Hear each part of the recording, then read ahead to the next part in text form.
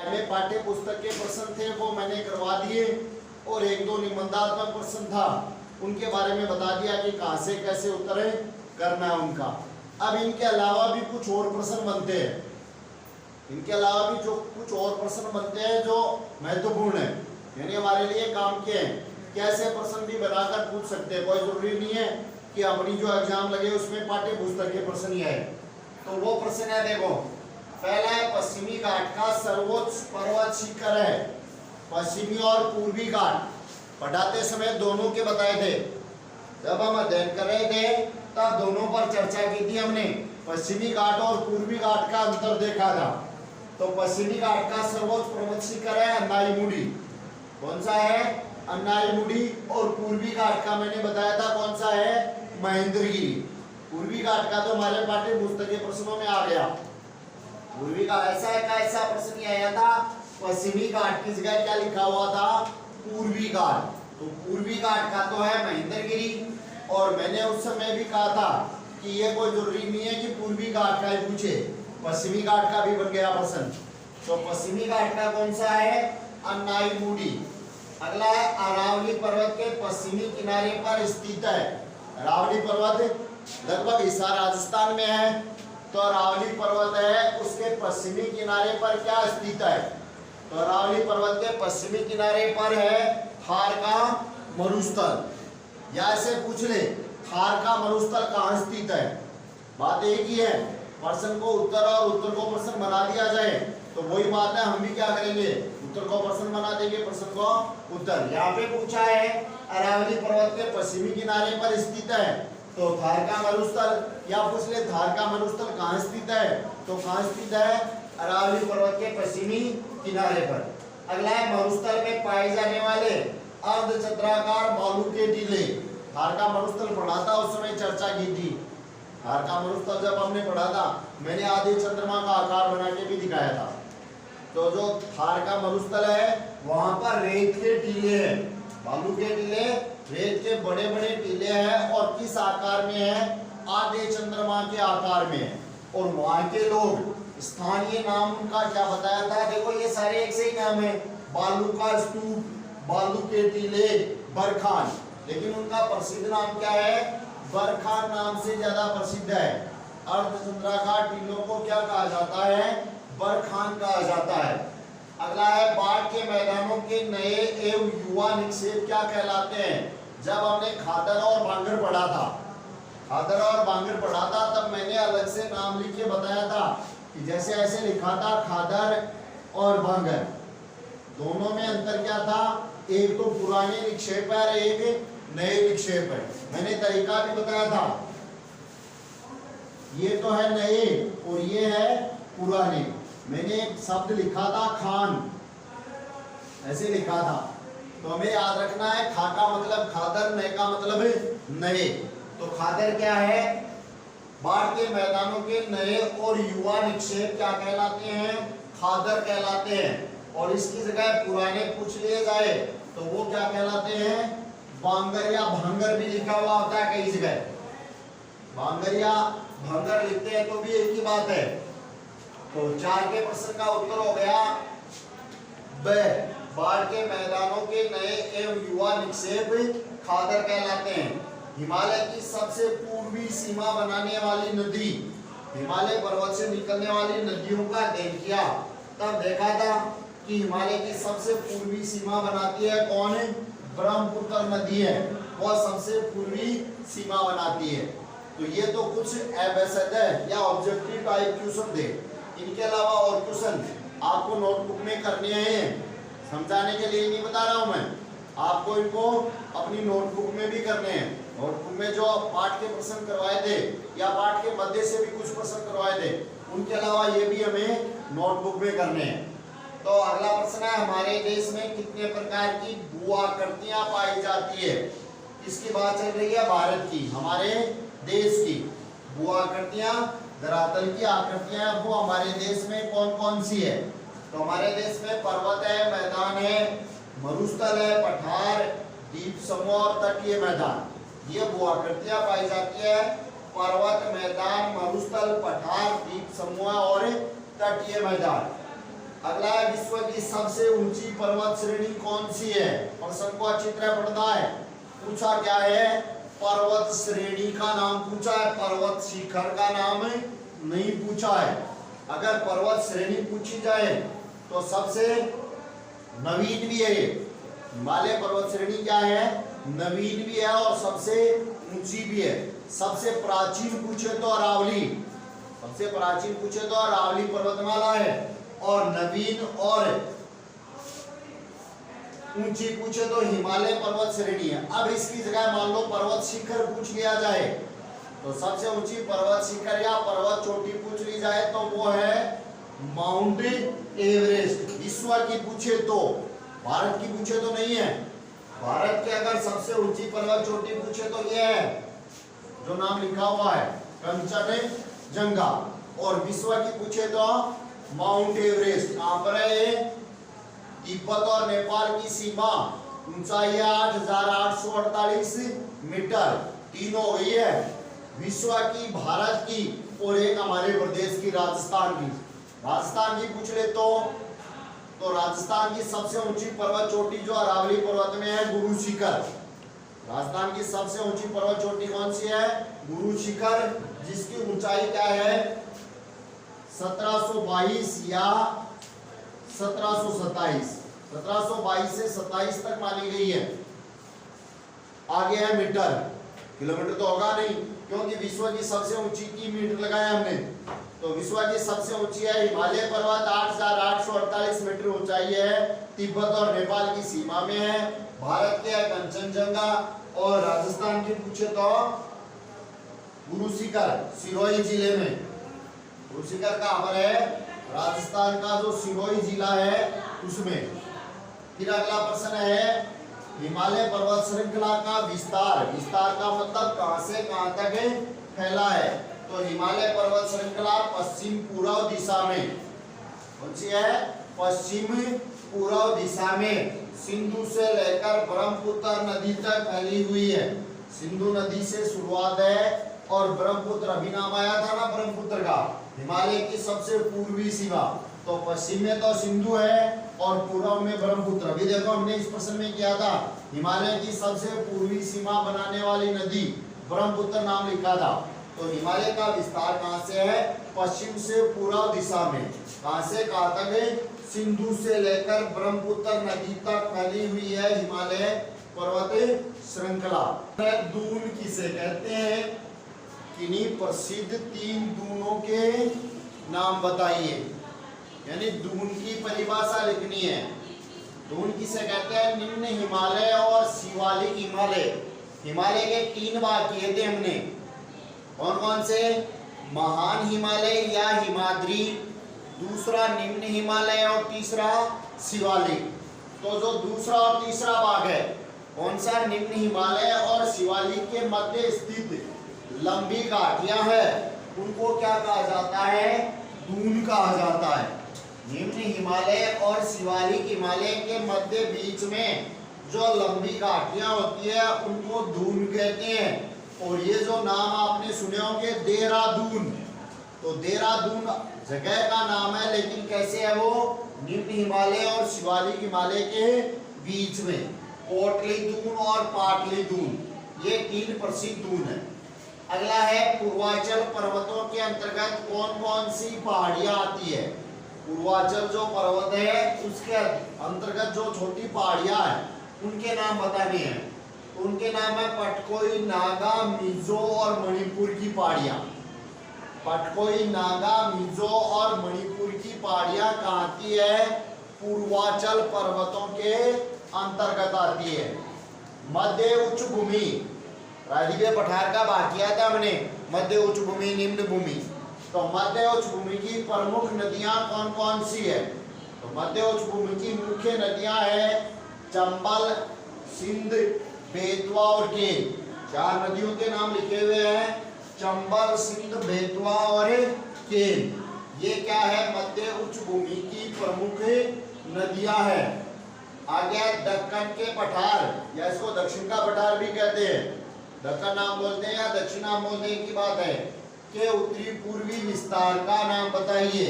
यानी दक्कन का पठार है वो उत्तर पूर्व में कहां से कहां तक फैला हुआ है।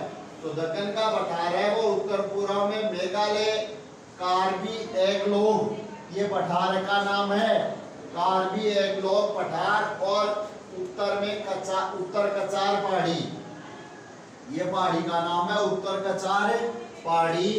मेघालय, कार्बी एंगलोंग यहाँ पर है दक्कन के पठार का विस्तार। अगला है दक्कन ट्रेप। क्या है दक्कन ट्रेप, किसे कहते हैं? तो प्रायद्वीपीय पठार है, प्रायद्वीपीय पठार की काली मृदा वाले क्षेत्र को दक्कन ट्रेप कहा जाता है। बढ़िया प्रश्न है भाई, ये बहुत अच्छा प्रश्न है। दक्कन ट्रेप किसे कहते हैं? तो अपन पहाड़ों के नाम से ही नदियों का ये पढ़ रहे हैं, तो अपन सोचेंगे कि किसी पहाड़ का नाम दक्कन ट्रेप है या किसी नदी का नाम है। तो दक्कन ट्रेप क्या है? प्रायद्वीपीय पठार का ऐसा इलाका जहां पर कैसी मिट्टी पाई जाती है? काली मिट्टी पाई जाती है। तो प्रायद्वीपीय पठार का वो क्षेत्र जहां पर काली मिट्टी पाई जाती है उसे दक्कन ट्रेप के नाम से जानते हैं। अगला है थार के मरुस्थल की सबसे बड़ी नदी। आगे मरुस्थल में वैसे नदियां कम है, लेकिन जो भी है उनमें सबसे बड़ी कौन सी है? तो सबसे बड़ी नदी कौन सी है? लूनी नदी। हमारे इलाके की बात आ गई भाई। तो थार का मरुस्थल राजस्थान में ही है अधिकतर भाग। तो थार का मरुस्थल की सबसे बड़ी नदी का नाम है लूनी नदी। पूर्वी तट के दो भाग कौन कौन से हैं? पूर्वी तट किसका? भारत का। इसका पूर्वी तट है भारत का। जो पूर्वी तट है उसके दो भाग कौन कौन से? पश्चिमी और पूर्वी तट के अलग अलग भाग बताए थे। तो ये बताया था कोंकण तट, गोवा का मैदान, कन्नड़ का मैदान, ये तो पश्चिमी के थे। और पूर्वी तट के हैं उत्तरी सरकार और कोरोमंडल तट। मानचित्र में भरते समय ये चीजें बहुत काम आएगी। मानचित्र का अध्ययन करेंगे या मानचित्र से संबंधित प्रश्न आएगा, तब अगर हमारे दिमाग में ये चीजें हैं तो हम आसानी से भर सकते हैं। अभी पश्चिमी तट के बताए मैंने, गोवा, कोंकण तट, कन्नड़ का मैदान पश्चिमी तरफ है, पूर्वी तरफ उत्तरी सरकार और कोरोमंडल तट। परवाल क्या है? तो परवाल है अल्पजीवी सूक्ष्म प्राणी। अल्पजीवी बहुत कम समय तक जीवित रहने वाला, सूक्ष्म बहुत छोटा। परवाल क्या है? अल्पजीवी बहुत कम समय तक जीवित रहने वाला बहुत छोटा प्राणी है, जो कहाँ पाया जाता है? समुद्र में पाए जाते हैं। परवाल अल्पजीवी सूक्ष्म प्राणी है जो समुद्र में पाए जाते हैं। अध्याय 2 के लगभग क्वेश्चन हो गए। अब जब हमारा तीसरे अध्याय में आ रहे हैं अपन, तीसरा अध्याय है उसका थोड़ा वर्णन हमने किया था।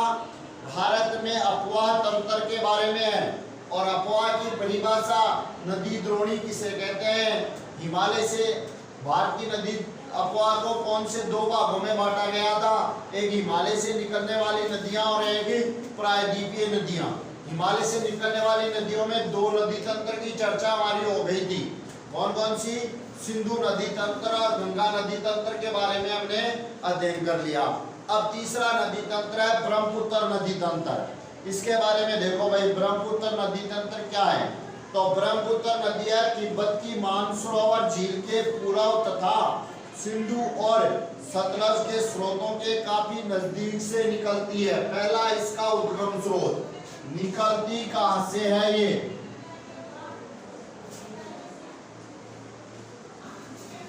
तो जहां से सिंधु की तो मानसरोवर ही तो पढ़ा था।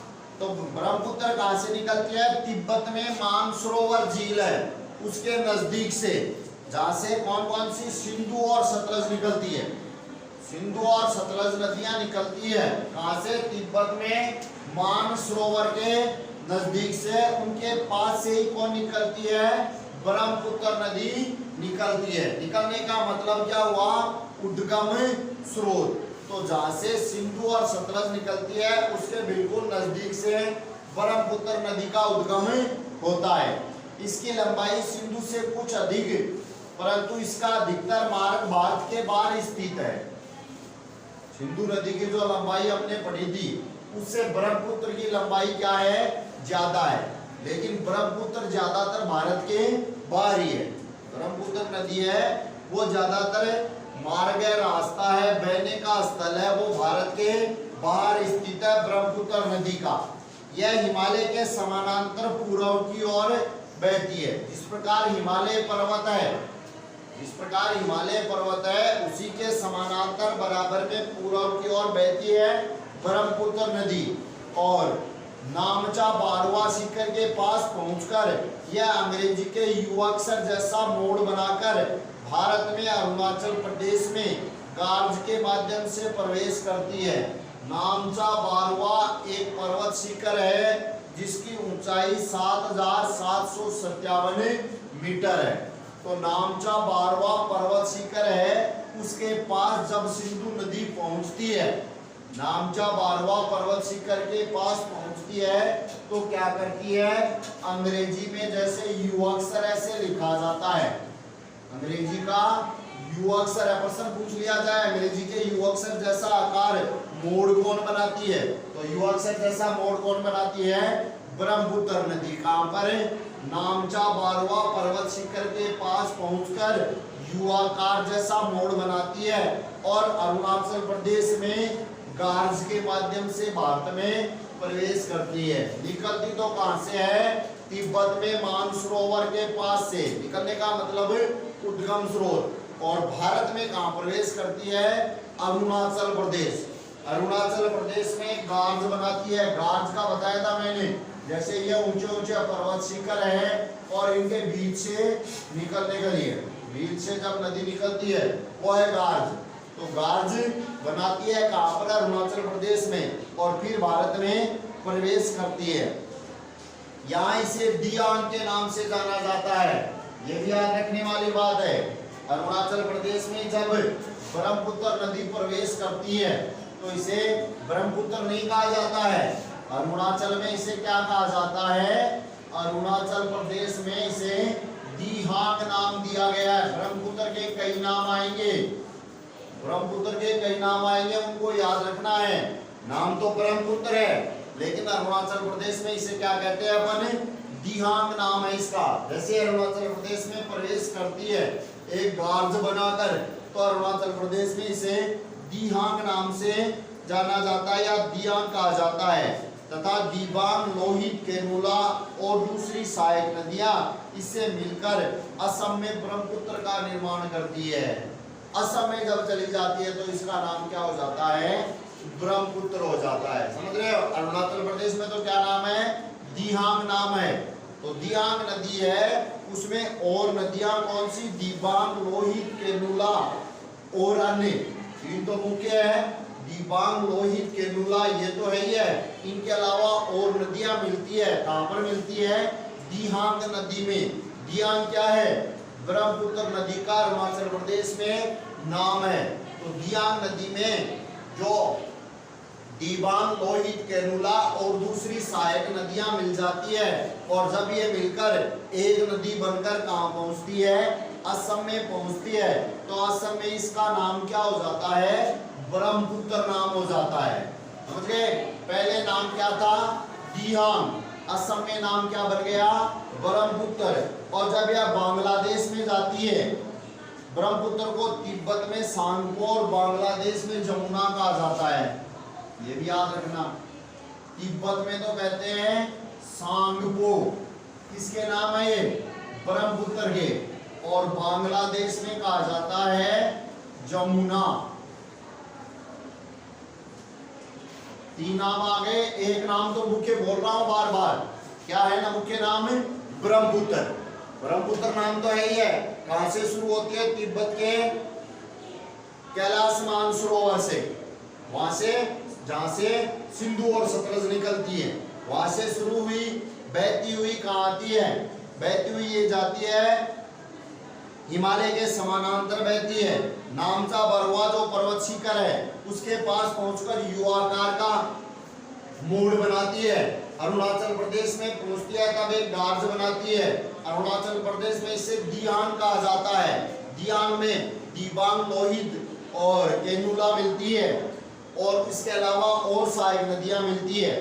तब इसका असम में जाती है नाम हो जाता है, असम में जाते ही नाम हो गया ब्रह्मपुत्र। और ये जब तिब्बत में जाती है तो इसका नाम है सांगपो, और ये जब बांग्लादेश में जाती है तो इसका नाम हो जाता है जमुना।